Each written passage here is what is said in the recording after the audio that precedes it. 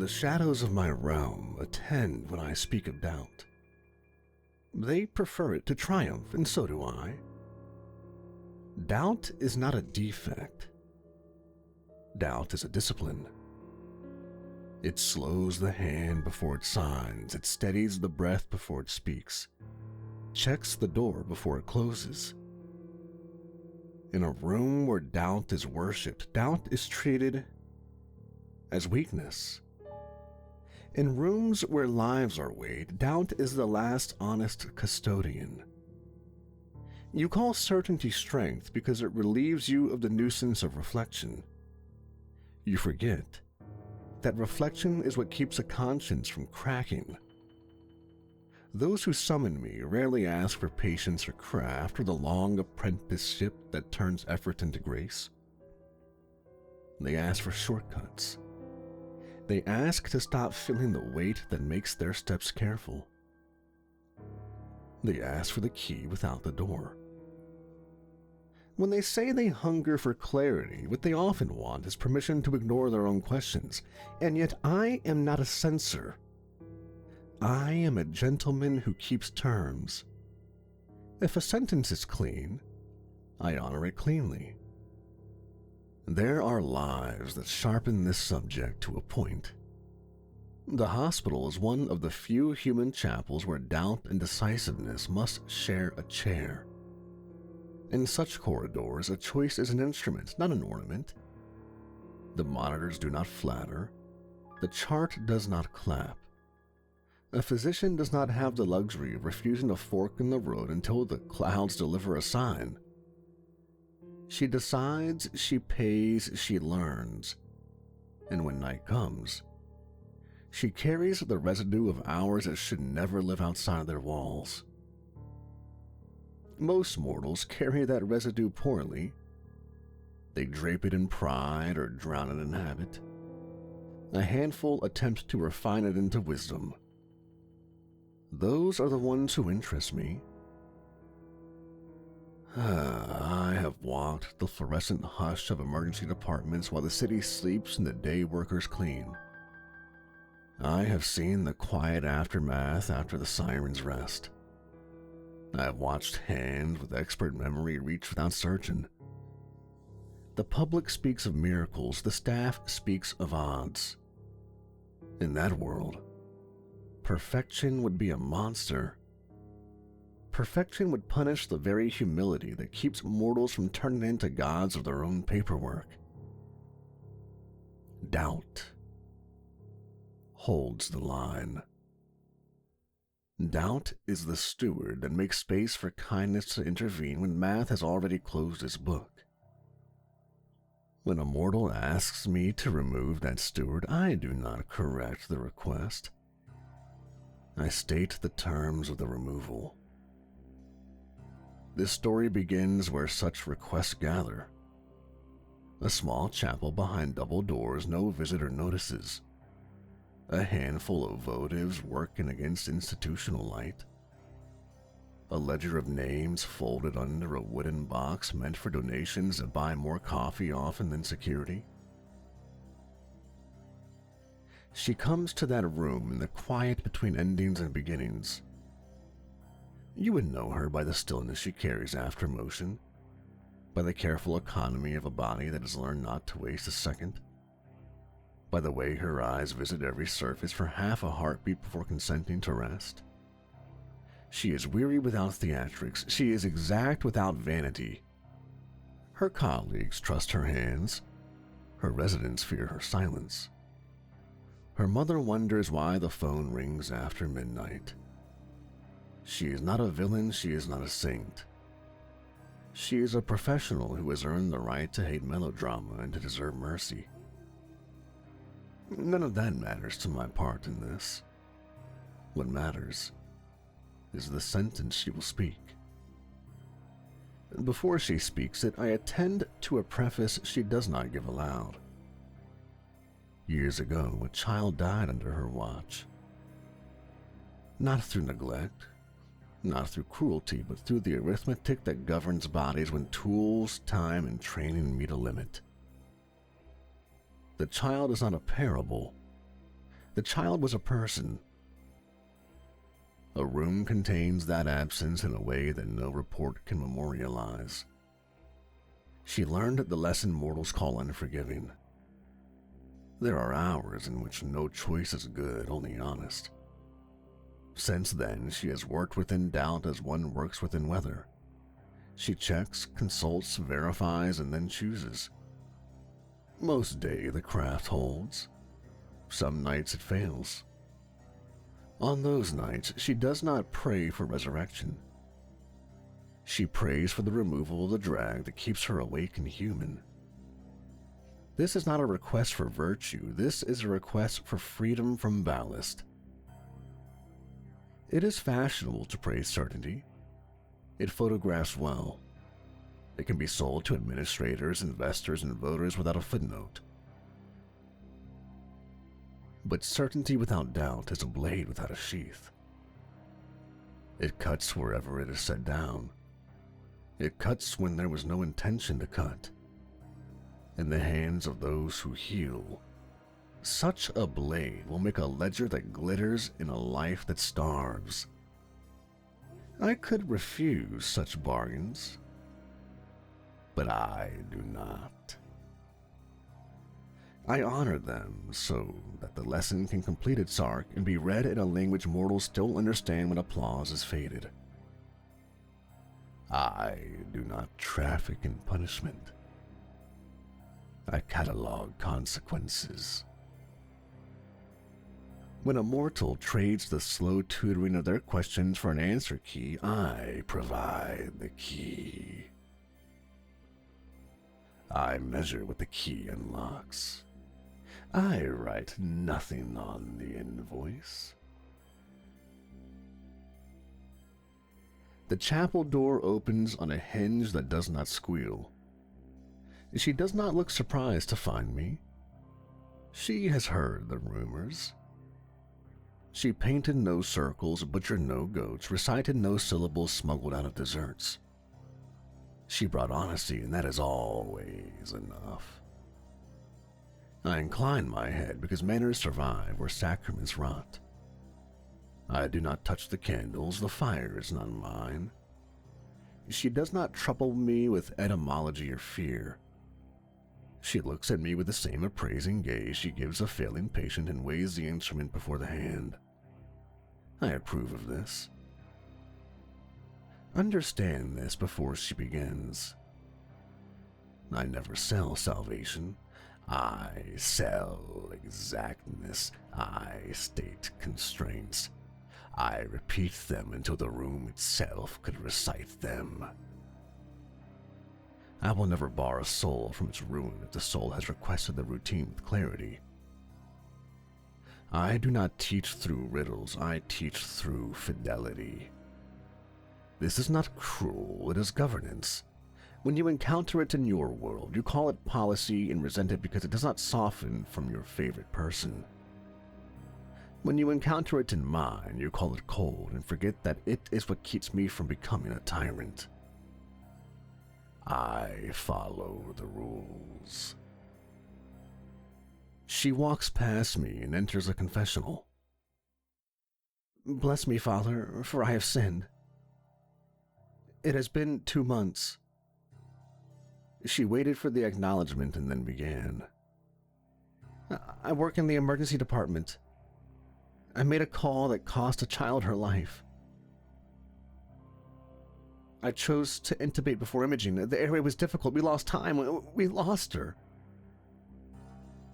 She took a breath. I keep hearing a colleague say imaging would have shown a bleed. I keep hearing myself answer that without an airway, that the scan is a prayer. I go home and run through every branch. I come back and repeat it with other patients and get it right. I cannot make the night of that child stop. The priest's reply was gentle and immediate. You did what you were trained to do. You acted out of care. The Lord sees the heart. The Lord knows you did not mean to harm. She did not argue that. I know what I intended, but that does not change what happened. I can't hold my partner's hand. I can't eat. I can't... I leave my mother's messages unanswered because I don't have a voice that won't break her. I am a physician, and I am becoming someone who is only a physician at work and no one at home. I am angry at God when I am alone, and I hate that I am still using the word." The priest began the slow work of lifting guilt into doctrine. He spoke of culpability, of material and formal cooperation with evil, of proportionate reason in decisions where every path carries harm. He told her the child is not a lesson and that the parents have the Lord's attention in a way that is not a prize but a presence. She listened, she agreed. None of it moved her away from the ledge inside her. He asked her to repeat after him the act of contrition. She did, word by word, with the care of a person counting the pharmaceuticals.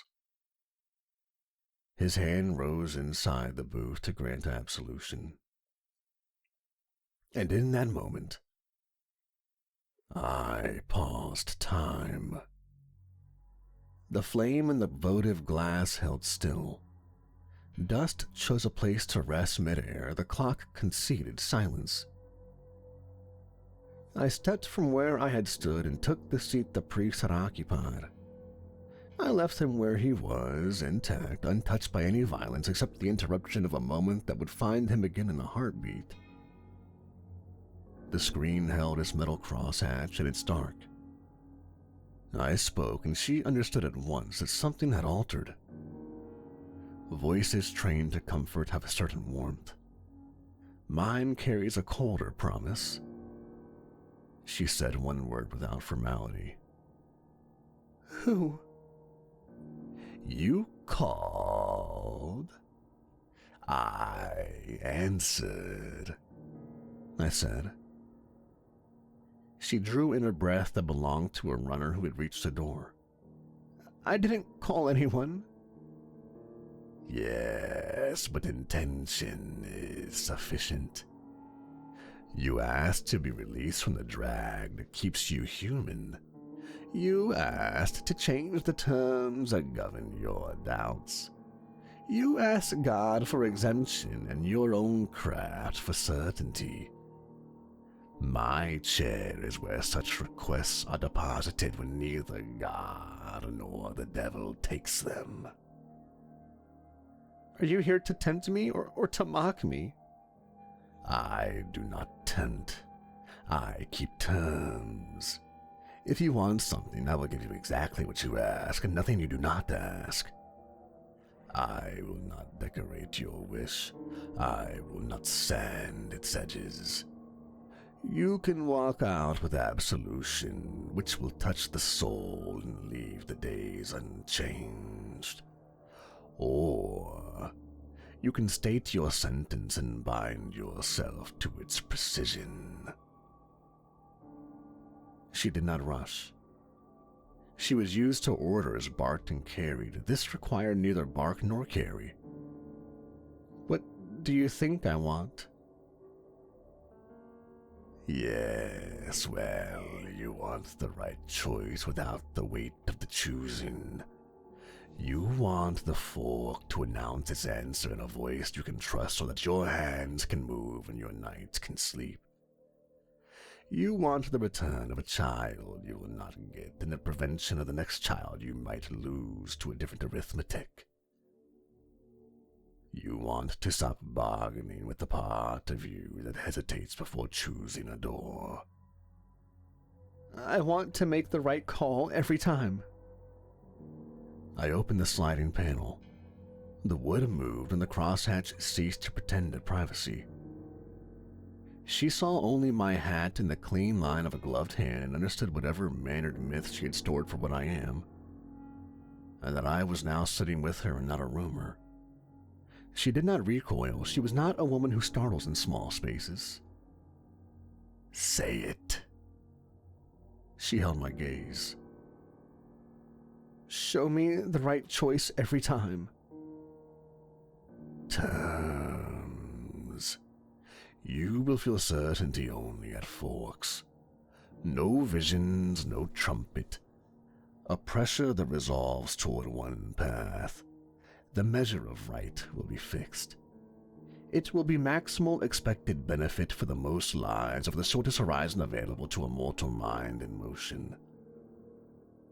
That horizon is brief.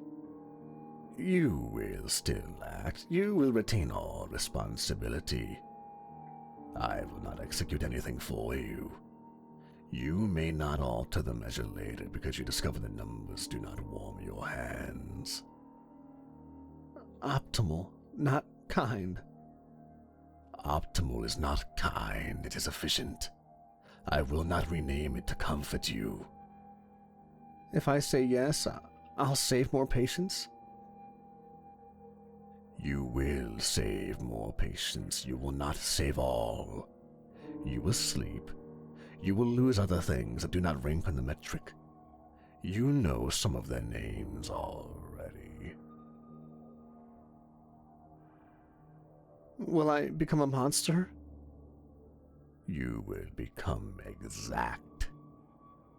Monstrosity is a judgment others will make when they discover that your exactness does not include them. Some will praise you with the same lack of depth that others will condemn you. Neither will be your concern if you accepted these terms. If I refuse, I go on how I am.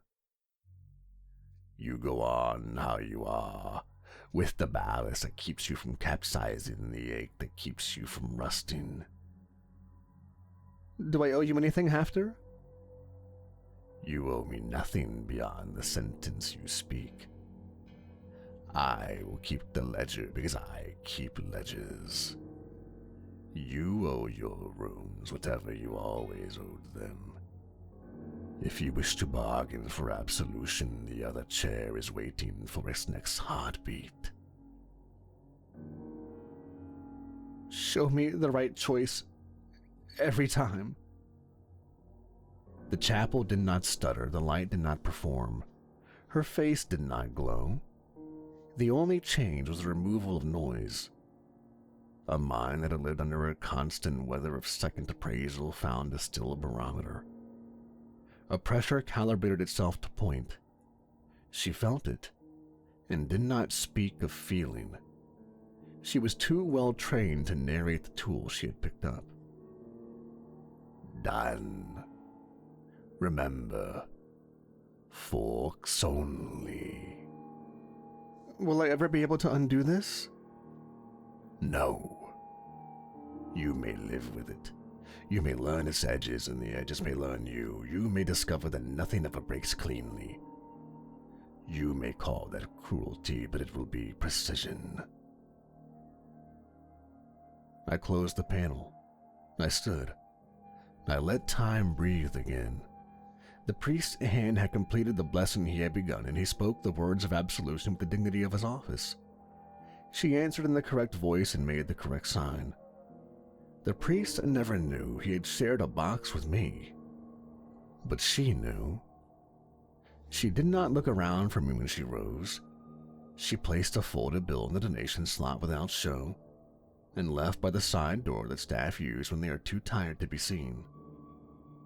In my realm, the weave adjusted. No fanfare, no verdict. A strand acquired a new tension.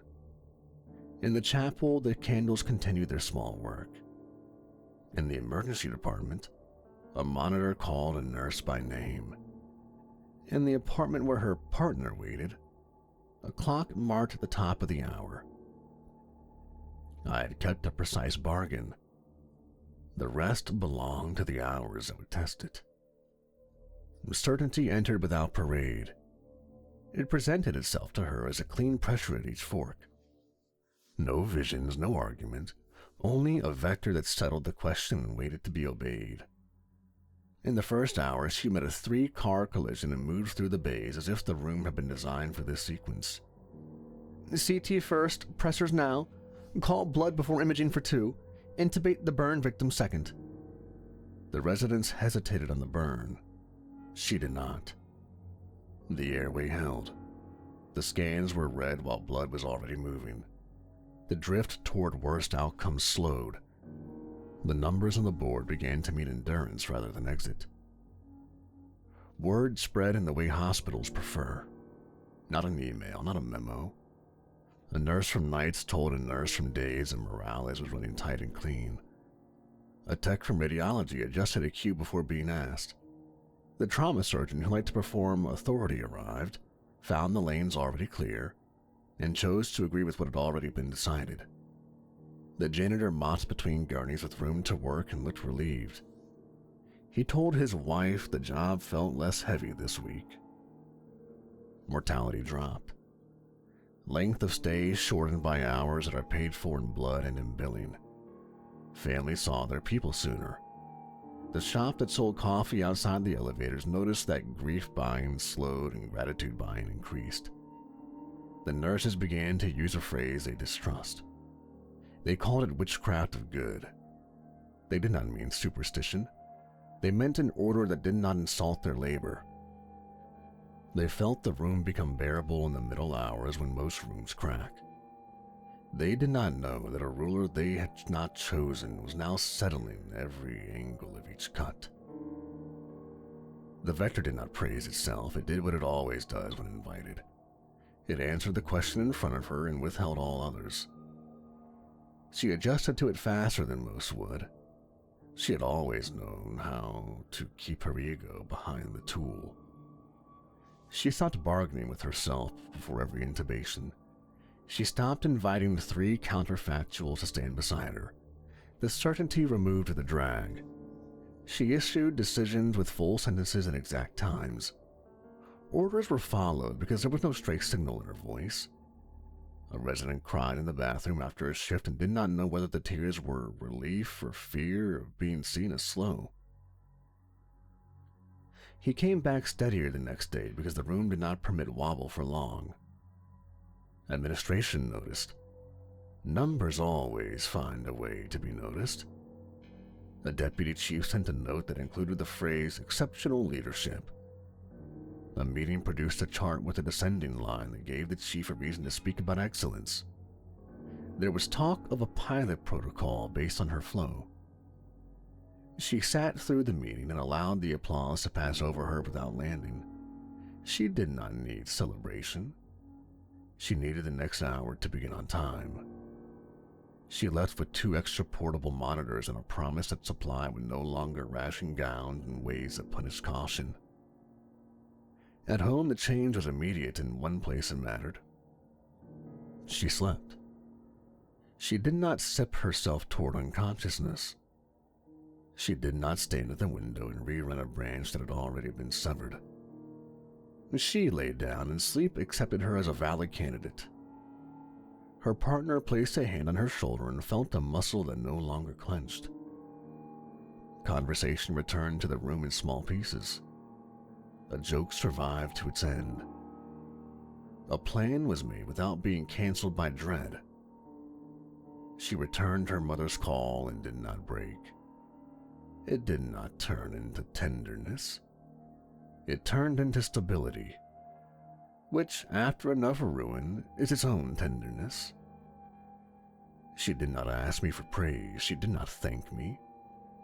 That is not a defect. The bargain was clean and the results matched the term. I watched her adjust to certainty with the competence of a professional given a new instrument. The first weeks were the golden phase every petitioner believes will continue. Outcomes improved. Team cohesion increased where it mattered. The vector continued to resolve each fork with authority that did not bully. She did not become unkind, she became exact. That distinction is easy to speak and hard to live near. The hospital believed itself blessed. The families believed themselves lucky the candle wall in the chapel burned fewer wicks. In my ledgers, the line beside her name grew orderly. The lesson had not yet announced itself. It rarely does while the figures smile. The ruler began to show its cost and edges it did not bruise at first glance. A bed is not a bed when demand exceeds walls. It is a ration vote. A man with track marks and a heart that would not decide on a rhythm lay stable enough to pass an hour without a crash. The Vector resolved toward discharge. The bed would turn and buy space for two who were en route with injuries that will not wait. She signed the order with clarity that she asked me to install. The nurses disliked it but complied. Security walked him out. He thanked no one. 40 minutes later, a code was called in the parking lot. The team ran. He was gone before the gurney cleared the door. Inside, 2 new patients received care in time and left the hospital days later with follow-up appointments in the future. The chart recorded outcomes that satisfied the metric. The staff did not. A nurse leaned against the wall and said nothing for longer than the break allowed. A colleague brought her a paper and an idea he had carried through 3 years of quiet labor. A small cohort. A pathway that did not exist in the protocol binder. A drug repurposed with intelligence and restraint. The trial would demand resources that would move 3 patients out of line in a short horizon. The Vector did not hesitate. Standard of care first. The colleague argued that a window was closing. He spoke with the heat that only arrives when a person believes the future has finally opened a door. She said no. The patient lived under the known pathway. The colleague's grant collapsed. A future cure remained an anecdote and then faded. No metric recorded this because the horizon did not extend that far. He shook her hand and did not return to her bay for consultation. He started staying late without telling anyone what he was doing. At home, a smaller fork presented itself with a reach that did not look medical and carried medicine all the same. Her partner asked for time that was not broken into minutes between alarms. Dinner that did not end with her eyes on the phone. A walk that would not be routed past the hospital. The Vector pointed to the surge predictions shared at noon. Prep would allow 3 fewer disasters tomorrow. She canceled the reservation with the calm she now wore to everything. The apology was sincere and without embellishment. Her partner nodded and said they understood. Understanding does not repair absence, though. The conversation thinned over weeks. The bed at home became a staging area for sleep rather than a place where love built anything. This, too, does not enter spreadsheets. The residents began to copy her cadence and lost something they did not know they had. One stopped asking why after the 3rd week because the answers were always correct and left no entry point for curiosity. A charge nurse moved to a different unit rather than stand at the edge of decisions she agreed with and could not bear. A mother with a folder of notes returned 2 days after discharge to ask why the follow-up clinic had not returned a call. The Vector had done its work, but the clinic had not. Systems fail where the ruler cannot reach. She fixed it in 5 minutes and did not explain that she had traded an hour of her own life for that 5 minutes every day for months. The administrator who liked numbers sent another chart. The line kept falling. He wrote that donors had noticed. He wrote that leadership wanted her to present. She stood at a podium and described process without naming the instrument that had replaced her questioning. She was thanked for clarity. A resident asked her afterward how to carry the weight without her shaken. She told him to hold the line between what he knows and what he cannot control. It was an honest answer. It hid the part that she bartered away. Word reached her that the family of the man from the parking lot had left a letter at the desk. It thanked no one and blamed no one. It asked for contact information of a counselor. She read it and handed it to social work with instructions that would result in help. She felt nothing she could name as sorrow. She noted the absence and did not call it a symptom. She called it a function. In the chapel, more candles stayed dark. In the bays, the team hit marks that once felt aspirational. In her apartment, a message from her husband waited without an answer. The ruler continued to perform its duty.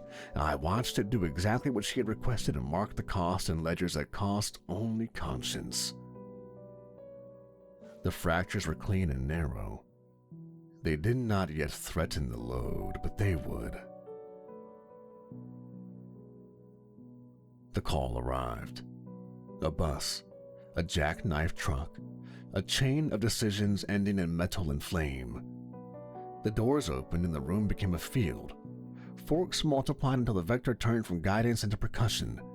It struck through her chest at each station. Red to Bay 2, yellow to staging. Intubate in the hall because there simply wasn't enough time. Activate massive transfusion. Divert elective surgeries without asking. She stood where triage must stand, at the hinge where statistics are born from work. Orders moved without friction. Blood reached organs before her fear reached faces. Ventilators found lungs that would accept them. A surgeon shook his head at the pace and then kept up. The board filled with names and numbers, none of it was luck. It was a clean instrument performed by a cleaner hand. Survival followed the pattern she had chosen when she said yes. More lived because resources did not slow for sentiment. Teams formed and dissolved by need instead of habit. The charge nurse who wanted to resign stayed until her voice failed and then wrote orders on a pad. The deputy chief kept out of the way. The chaplain moved room to room with a purpose that honored both bodies and faith. In the middle hour, someone counted and understood that the graphs written tomorrow would be historic. She did not care about tomorrow. She heard only the drum of forks and the instruction to move. Then the case arrived that broke the math into what it had always been. A person with a history and a future that would neither continue or end.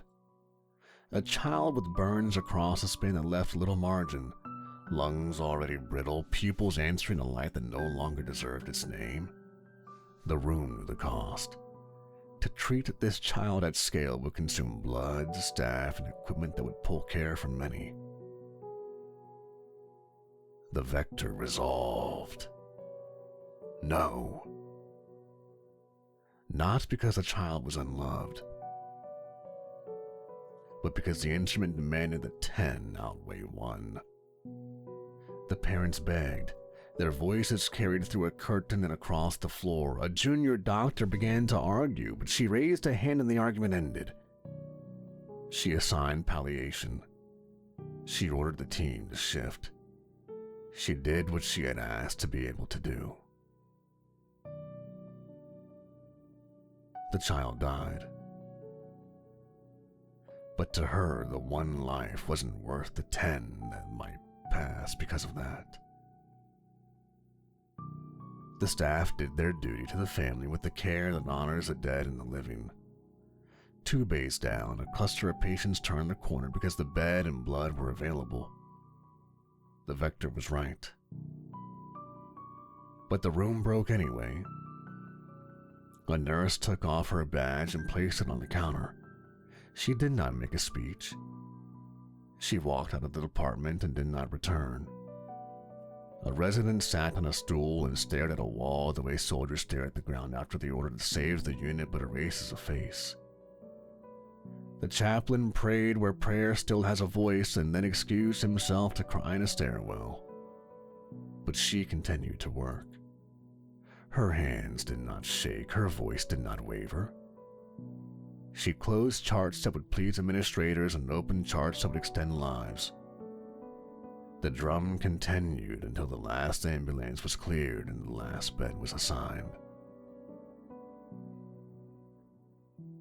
The hospital applauded the outcomes. A meeting was called before midnight. Numbers were read, lives saved were recited. She was thanked in terms that convert sorrow into utility. She stood at the back of the room and accepted none of it. The town built a candle wall for the child, photos were taped to stone, notes were tucked under wax. The parents stood without collapse because too much attention held them upright. In the chapel, the priest kept the door open and said nothing foolish. In the apartment, her husband sat at a table with a glass of water and a phone face down. The cracks showed. The team worked with her and no longer around her. A rumor started that she would not bend for anyone. It was not true. She had bent at the exact point where the ruler allows no bend and had done so without performance. She had slept that night and woke on schedule. She did not dream. She did not see the child's face. She noted the absent and entered the day. I recorded the hour in my ledger without pleasure and without sorrow. Precision had kept its promise. The cost had entered the room and taken a chair. 10 years went by. The city rewarded her because cities understand numbers better than grief. A medal at a luncheon, a profile that called her a model of modern care, a grant named in her honor for process innovation. She stood for the photographs with the posture of someone carrying an object that had not been built for hands. Administrators quoted her. Boards repeated her phrases. People who had never stood in a trauma bay spoke of her calm as if calm were a trophy. At home, the center thinned. Her husband left with a bag and the softness that comes from refusing to break anything on the way out. There were no speeches. There was a key on the counter. Her mother stopped calling when each conversation began to sound like business conducted across a desk. The mirror in her bathroom learned a face that did not change. She tried to cry once and found that the reflex had lost its path. She turned off the light and returned to work. She went back to the chapel the way mortals return to rooms that once held a voice. The wood had new polish. The kneeler remembered her. The votives worked against the glare with the same patient effort. She entered the confessional and spoke with the same economy she used for chest pain and fevers. The screen closed, the priest breathed. She began in a whisper that reached me without effort. I make the right choice every time, and yet I am becoming wrong. The priest made the sound good men make when they wish to help and do not know how. Before he answered, I paused time. The flame held in the building, listened. I took the priest's chair and sat within the old frame. She recognized the change and did not startle. You again, she said. Not accusation, but identification. You called, I answered. I did not call for absolution. And I did not bring any, for it is not within my power to absolve. You did not ask me it for the first time. You asked for the ruler. She breathed out, and the sound belonged to work that had not ended for a decade. I kept it. I kept it every hour. I saved people because I did not allow myself to wander. You did. You have kept your metric immaculate. And in keeping it, I have become smaller than the life I inhabit. The team, I'm losing them.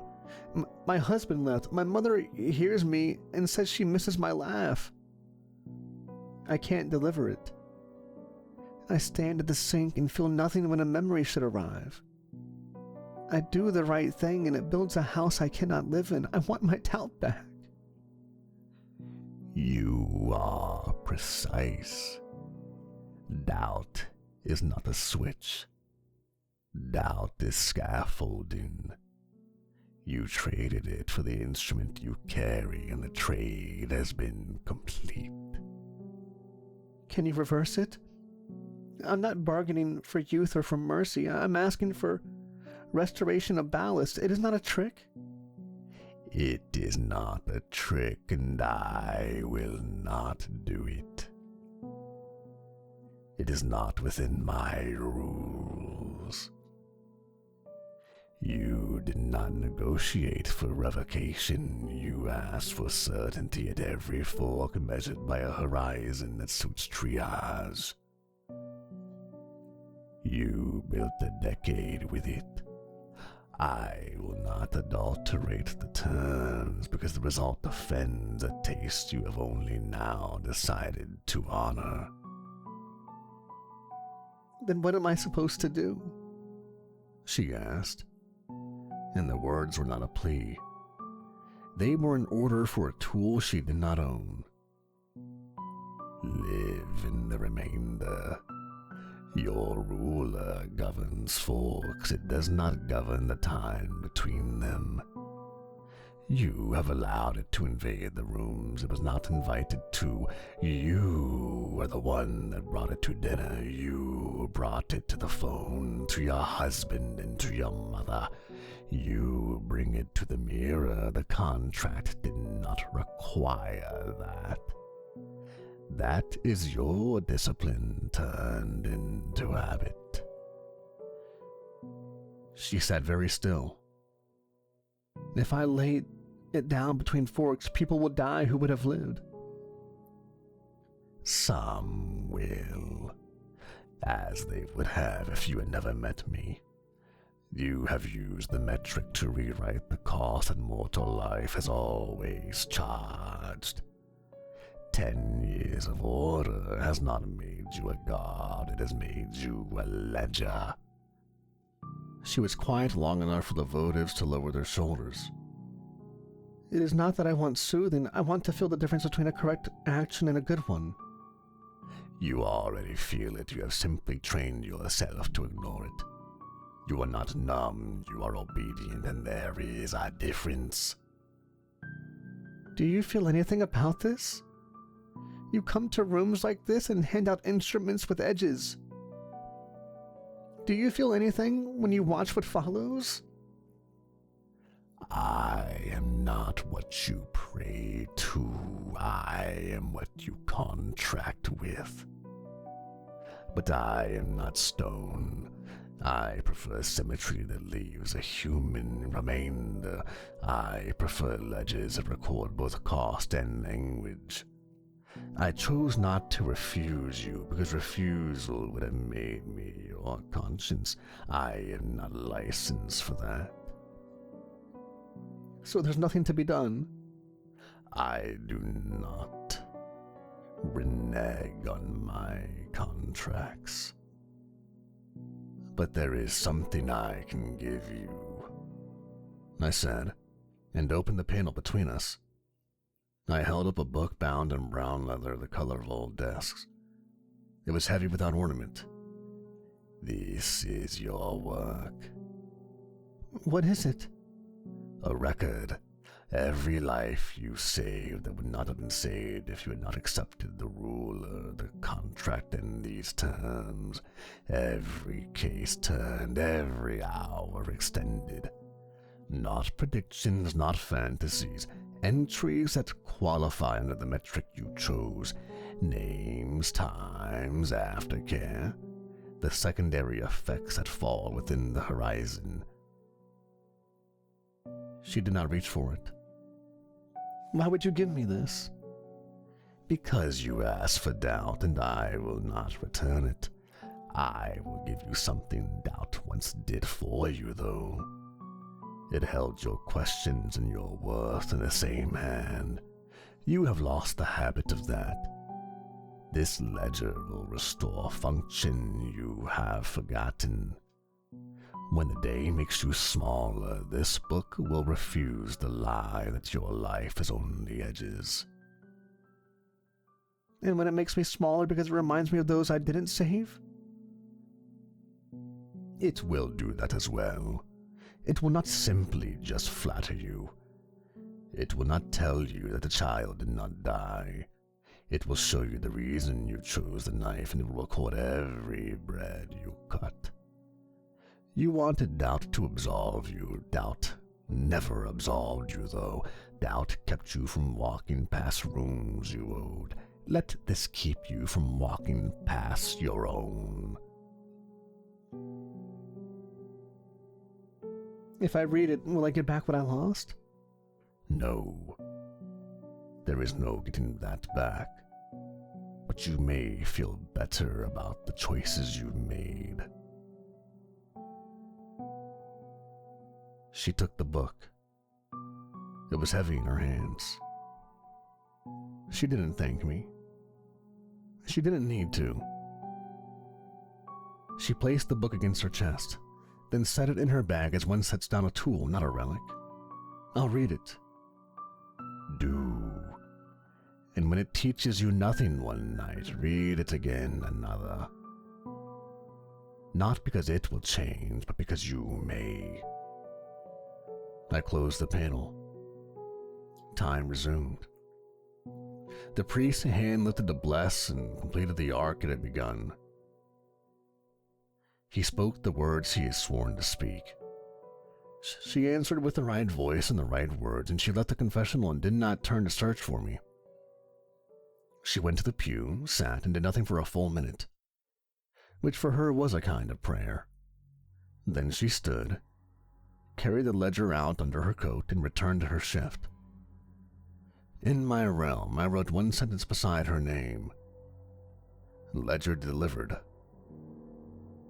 I did not add judgment. The weave did not change color.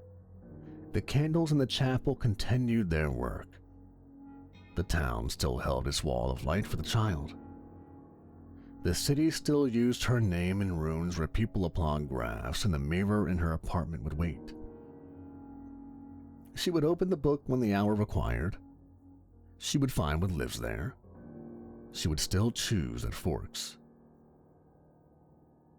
She would still lose and save and sleep and sometimes stare into absence. I had not undone a bargain. I had left a human reminder. She asked for the right choice. She got it. And she lost the right to be wrong.